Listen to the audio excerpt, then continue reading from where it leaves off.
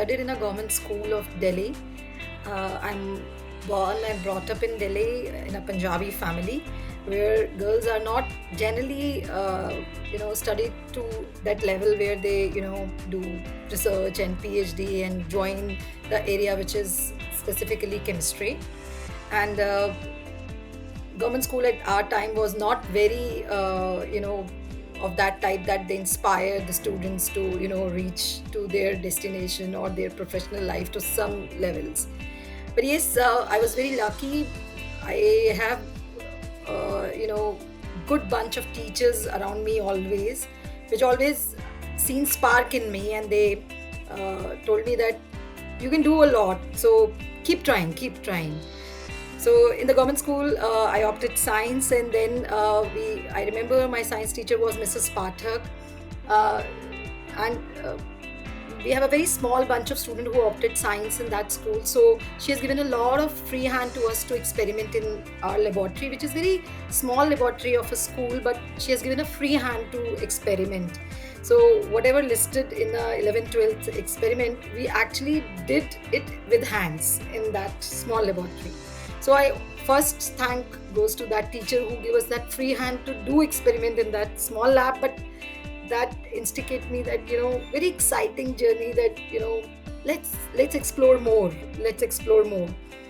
Then I joined the Delhi University BSc course, where chemistry was a main paper, and I was very scared of organic chemistry, which I found it a very difficult during my school time. But what happened, I started bunking classes in my graduation time, and there was Professor Srinivasan was there. Once she caught hold of me in the campus and she told me that why you're not attending my class. So I said that I'm scared of organic chemistry, I will not attend your class. And somebody told me the college is something where you can bunk classes. She said that okay, you don't like this subject, but you start sitting in my classrooms. So I just opted and started sitting in her classroom, and she always tell me to sit in front, and she told me that don't write a single word if you don't want to, you just need to sit in my class. And you believe or not, I used to sit in her class, and when I passed out from Delhi University, I was a 10th ranker in environmental chemistry in entire Delhi University, and organic chemistry I was a merit candidate. So these two teachers I owe a lot, and my chemistry field is actually because of these two teachers, Mrs. Pathak and Mrs. Srinivasan. So which they dragged me to that area. Then I got opportunity to join research group in atmospheric chemistry in Jawaharlal Nehru University, Delhi, where I have a professor, A.K. Atri. He was an atmospheric physicist, but there was some project in his laboratory where he wanted me to work on atmospheric chemistry. So I joined his lab, and again, he was a teacher who allows us to give a free hand, and he was very influential, with a very senior and influential teacher. So because of him, we get got hold of many good instruments, which was never been I have seen ever in my life, like dynamic light scattering, uh, gas chromatography, and ultrasonic digesters, and every these laboratory equipments were in our disposal because of our professor, and we were able to produce good research. And my research was on fractal dimension calculation of the aerosol soot particles which is emitted from different fuels. And this kind of study is of one of its kind. Anybody in India has done it, and we have created a methodology where we have find out that how from the urban aerosols we can find out the source using fractal geometry. And this is a very new field. Even still after my research also, not many people were able to replicate it, because we did a lot of experiments which is very at the rudimentary level to the advanced level. We used to go and beg different faculty to give us an instrument to test, and many other things.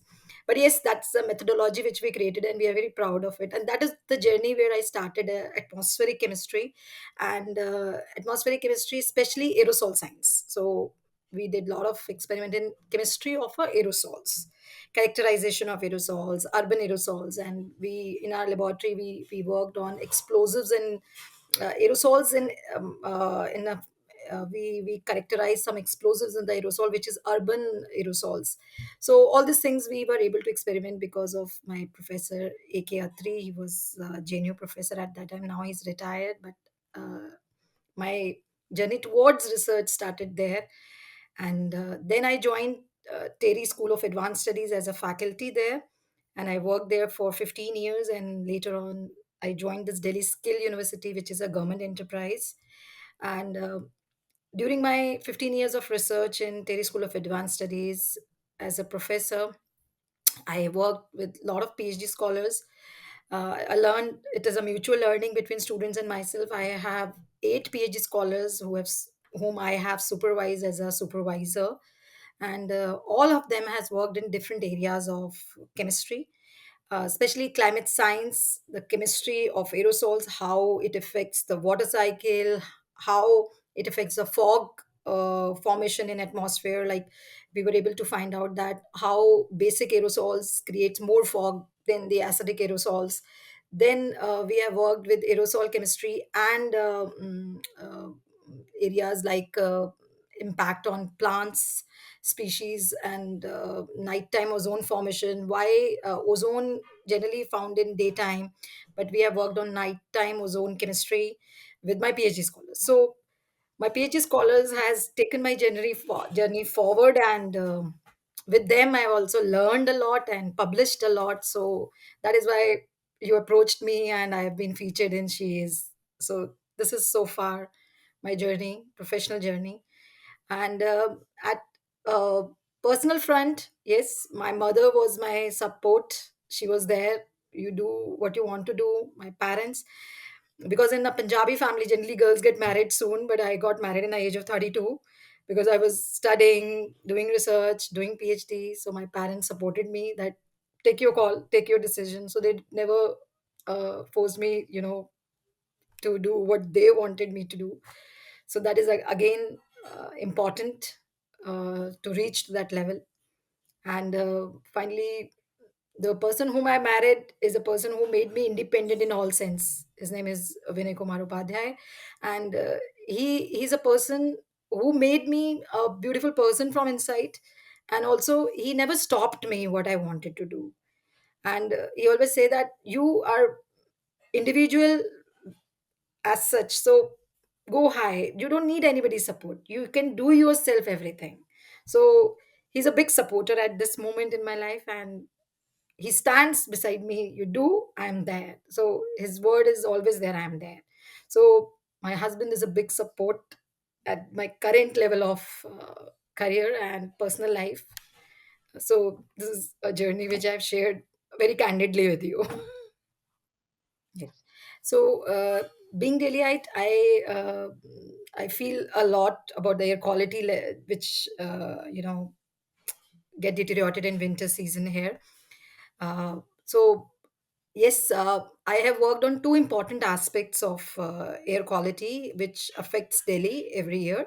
One is the smog formation in the winter months, and also the stubble burning, which occurs in Punjab and its impact in Delhi.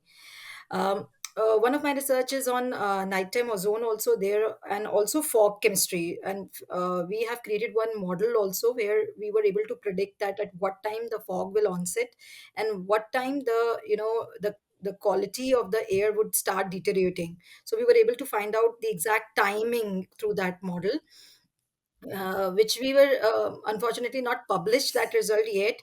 But the model, we as a PhD thesis, yes, it is there. The person who has done a PhD under me, he's calculated. We used WRF, that is weather research model, basically, to predict that. And also we have worked on nighttime chemistry of ozone also, because when these smog events occurs, at that time, the boundary layer of the atmosphere becomes very narrow, and actually Delhi people lives in a kind of a gas chamber. So we have found out that at night time also there are some ozones. Ozone is actually very oxidizing, you can say, um, component of atmosphere pollutant. So in that sense, people always say that ozone is always present in the daytime area, but during nighttime when the temperatures are very lower down, at the time the ozone formation we have confirmed through our research, and that is very helpful to understand that how toxic these mixture cocktail of gases become. And also we have used remote sensing and other tools also to find out that how stubble burning affects Delhi. And we have understand the chemistry of the aerosols which Delhi urban area finds, and we try to map that how the chemistry of the aerosols affects the density of the fog. Means that if you are in Delhi, sometimes you will find that in some areas you will find the fog is very dense, same time the fog is very lean. So what is the reason? We tried to find out by using chemistry that the even basicity, acidity of the aerosols affects the fog density, in the sense how dense the fog would be. So how bad those regions, so we can find out the hotspot pockets that in these areas a lot of fog is going to happen, and how we can dissipate it. We actually try to worked on finding the impacts and how to mitigate that dense fog zones. So during PhD, one of my scholar has addressed all these issues, and ozone chemistry is addressed by some other scholar. So all these things we have worked for Delhi particularly, and we have published a lot of good papers under these two domains as well. Yeah.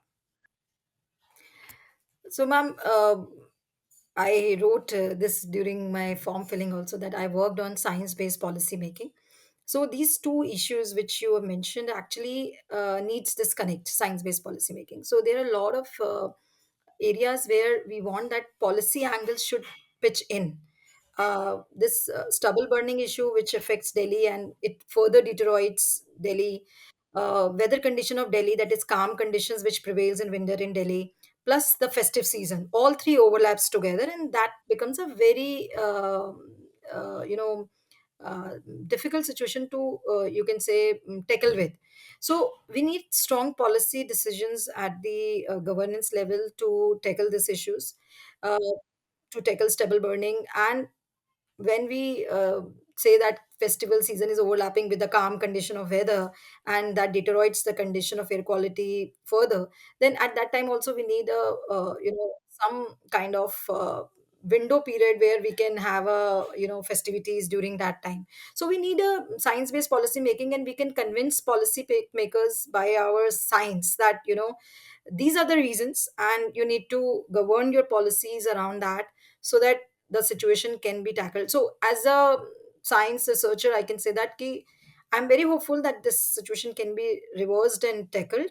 However, policy decisions are required at higher levels, plus will to do that. And collective research in these angles and funding towards those research is also important. So sometimes we wanted to do some areas where we want to research further, but funding is always a dearth for us. So at policy level we need funds for these kind of research which they think is actually for the public health, because this is directly related to public health. So we need funds for chemistry based research which can work for public health and ultimately come as a policy decision from the government. So that's yes. So actually I worked with you can say diffuse biomass burning. So that was if you land on the land of Delhi in the winter time, you will find there is a smell of biomass around. You can easily see. You will say Delhi is not a place where all natives of Delhi stays. Actually, Delhi is a kind of a place where people come from all over the Delhi, not only all over the India, but people come to Delhi to stay for work, for livelihood. So there is a good slum clusters in Delhi, and their diffuse biomass burning is prevalent. And diffuse biomass, I'm using a word diffuse, mean that is not recognized on the documents. So basically it is undefined emissions which is there, but that is contributing a lot, because when we have done signature studies, in the sense marker based studies, we found that anthracene and benzoanthracenes are very much prevalent, that is polyaromatic hydrocarbons which emit from the biomass combustion. So we have scientifically proven that this exists, and diffuse biomass burning is prevalent. And how you can avoid that? Again, I'm coming back to the policy, this thing. We have find out different kind of fuels from the slum clusters, and then we have combusted it in a conditions which is basically in the laboratory conditions, and find out that which one is most bad in terms of fine particles which has been emitted from there, and what is the health impact of it. So we have worked on it, we have published papers also. But the same thing is that how you control it, how you mitigate it, how you stop that, because this is subsistence, or you can say survival emissions. People call it a survival emissions. The winters are so harsh in Delhi. How you will stop poor people to use biomass for warming themselves, or giving them warmth, because we don't have district systems which provide them warmth. So so the time has come that we need to think in a different manner, where you know uh, air quality, survival emissions can be controlled only when we provide them a quality life. So upgrading a lifestyle, providing them better livelihood, and residential areas where they can have a decent house, where uh, harsh winter can be coped up. So all these things are required at the policy level. Again, I'm coming back to that. So in that sense, the time has come that we talk about that energy usage. India use, I think, 1/20th of the energy which is being used in US, right? But we feel proud for the term of environmental concern, that oh, we use very less energy, so less energy means less emission. But it is not like that. If you really want to have a certain level of lifestyle or quality life, then you need to use energy, because energy is an indicator of development, right? So if we will use more energy in terms that for the better development curve, to have a better development curve for India, then I think it's important for India, and that will talk about all the environmental related issues. So coming back, that slum people do use biomass, but that is for survival. For that, we need to give them a quality life to come up for survival emissions. Then only we can tell them not to burn that. So until then, we need to bear that emissions, and that will affect our air quality.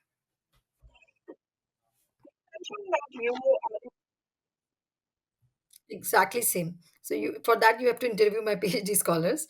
But yes, so my PhD scholars, when they wrote acknowledgement in their PhD thesis, they wrote exactly the same thing, that uh, I stand by my students. I go to different institutes and ask them that if you have a machine available, please allow my students to work. If my laboratory doesn't have, then for them, I go beyond my limits and get make thing accessible for them. And sometimes if I need to write some proposal for them to get some small funding to get those instruments available to them, that also I did it.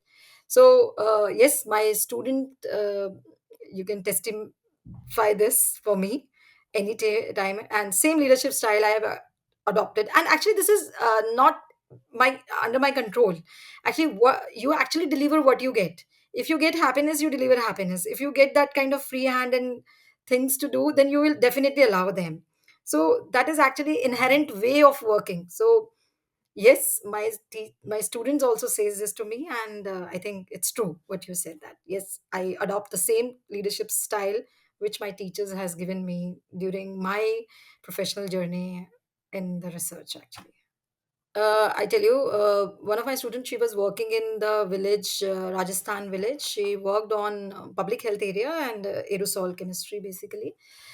So she needs a spirometry. She has to do spirometry is something where a person has to, you can say, blow into some kind of device, and with that we get to know that what is their lung capacity. So this is called spirometry, and to understand the impact of aerosol on their health, we need to get that done. So we don't have this spirometer with us. So what we have done, there is one laboratory which is our sister concern actually. They had only two instrument that was always on field, but one instrument they had which is lying idle. So I said, why don't you give it to us for that instrument? So then they said, okay, it is not working properly, and its spare parts are not available. It's called thimble, we need it for that. So I said that you give this, we get it tested with it. We what we do, we spend our own money to, at that time we don't have any funding for that, to get it calibrated with our own money, and get the spare parts of that, because that student has to complete her PhD. Her research was hampering, so she has to go to field to take the data of the women who were working with cook stoves, the old cook stove. So we went to that laboratory, get hold of, with our, taken all the permissions from the people who can give the permissions, to take out that spirometer, and then get it this thing, you can say, calibrated. Sometimes, so what we have done, we try to in-house calibrations, because we don't have money to get calibration, but we were doing it with the correct machine, and this machine tried to do some kind of tweaking, and then doing a calibration with the working machine, so that result and the research will not hampered soon. So that we have done. This is one thing which is coming to my mind right now, and many other things we have done. We have set up a very small laboratory of plant. We wanted to study the impact of aerosols on the plant growth. Then we don't have funding to have a proper laboratory, but we have created a in-house with the polythenes. We have find out the uh, you can say OD, that is you can say light, how much light is passing through the polythene. So with the polythene, in-house calibration of the polythene light scattering quality, we created in a small laboratory for ourselves, and doing with our hands to complete the work which we wanted to do it. So all these things we have done along with my students, because in India you get a lot of impediments to complete research because of the funding. But for my scholars, I stand beside them, and with the God grace, we were able to complete 8 PhDs so far. Yeah. Mm, I'm most proud of two things I'm proud of. One is my UGC net result. Okay. So this is a when I appear for that result, that test basically, NET, that is National Eligibility Test. At that time, only 8 seats were available all over India, and I cleared it in a first attempt without any coaching, without any support system. So I'm very proud of that, and that becomes a ticket for me to be in research. If I would have not cleared that, uh, at the time my family financial condition was also not that good, that I will do PhD without money. But that net has given me a scholarship of 8,000 rupees at that time. That was my ticket to research. So I'm very proud of that one event. And also I'm proud of my 8 PhD scholars also. So the 8 PhD thesis which I have produced with them, I'm not saying it's my work, it's their work, and I was just a supervisor. But I'm really proud of all those 8 theses which I have taken out with my students, and now they are the good researchers. They are on a better position than me, and they called me on Teachers Day and give me a lot of regard for what I have done together. So that's the proud moment for me. See, first impediment which I mentioned earlier was related to research funding, first of all. So, research funding, getting a research fund is not easy. And that is also a kind of something which work as a mm, group of people together work, and then, a lot of lobby works around that also. So, getting funds is not easy, and it is not easy to get a access of good laboratories.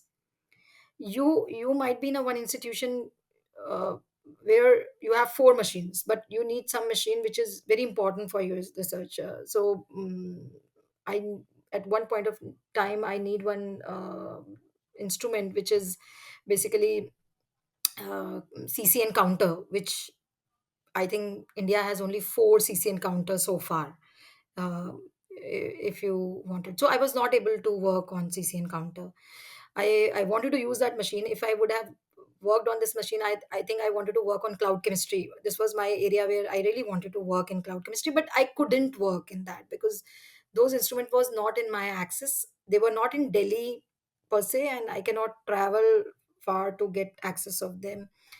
So instrumentation funding, that is one impediment, but government is doing good job, I must say, that they are allowing youngsters, women schemes are opening now, but they are not that big schemes that they can, fund CCN counter. It's a machine of worth of crores, right? So in that sense, that government should come up with the schemes which is there, that national laboratories where any researcher who is willing and they can go and work, access that laboratory, or they, so national laboratory schemes. So one laboratory in Delhi which has all the related instrument of atmospheric chemistry, and if I'm a person, I can go and access it easily without any hassle, because there are a lot of barriers, in the sense like you talk to director, take a permission of director, then you take a permission of professor, it is available or not. And second very important point is that ki government and other people who are into funding agencies, they should think that the machine needs maintenance also. So many of the machines which are there but they're not maintained, they are idle, but they cannot be worked because there is no spare parts available. So we should fund spare parts and maintenance cost also in these laboratories. So these are the some challenges which we have faced during our research. And second thing is that as a female and as a from the Punjabi family girl coming to the research, so here I was able to convince my parents that it is important. I wanted to opt science as one of the field where I want to work, allow me. But yes, the small scholarship which is attached with UGC NET was very helpful. So that makes me independent, and they help me to take independent decision. So I said that okay, I'm not taking any money from you. Allow me to work. So that fun, small fun grants are important, and that is what I say at this moment, that that should be given liberally by the government to the women researchers. So without looking at the merit, how good the project is, how it is worth it, logo ne kiya hai ki nahi kiya pehle, but yes, but give it, at least they will do something with that. So there are two quotes which I will say. One is that the problems which we have created at today's level cannot be resolved with the same intellect we have today. So we need to think beyond the intellect which we have. Hence, innovation is a key. Promote that. So, so problems are large right now, and because human is a very ambitious animal of this earth, so it cannot be resolved on the same intellect which we have. So we need to think innovatively and work towards it. And second is that go back to nature. So this I wrote in the form also, that it's a Gandhian quote also, that go back to nature. So whatever we are doing, let's go back to nature. Otherwise, nature will claim its space. And when nature will claim its space, then humankind cannot survive on earth. So wherever, whatever you are doing, think that earth has given her enough. So let's work to make this earth a better place to live. So if you really want to say a quote, one, that go back to nature. And second is this: the current problems of environment and atmosphere cannot be resolved with the current level of intellect. So innovation is important. 16 years old self advice. Mm. So um, I have no regrets.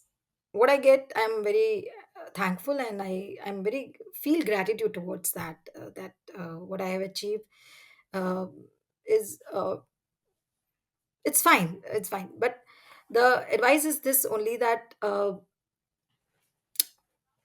be focus. I was not focused because I was trying a lot of things. Uh, so because of that, my focus was a little bit there. So if you see my research also, so I have done a lot of applied research. So the advice to myself is that more focus, more mm, uh, you can say observation should be increased, in the sense like if you can say that read a lot, but like more reading of others literature, in the sense not only science, but I was a person who used to read only science. So uh, so I see that I need to diversify more, so that is the right term, I must say that. Mhm. Still I will tell you that I don't know, what I'm like teaching is one passion of mine, so I'm a person, I like teaching. And but still my focus, because I joined sustainability area right now, I want to use my chemistry knowledge for sustainability now. So right now I wanted to work on sustainability and women. These are the two areas which I want to work for. And on my coming years, I wanted that wherever I have felt impediments, so my position, where I will be reaching, should help uh, these two areas. So connecting sustainability and women uh, with will be my focus onwards. But yes, uh, philosophically you have to understand others perspective also, so don't be very rigid for your own thought process. Allow other thought process also at the time of decision making to percolate in your decision. So that I want, but sometimes in past I have taken very rigid decisions which I need to correct in my coming decision making process. So right now I'm taking some administrative responsibilities also, where I have a decision making power also. So there I will definitely course correct myself.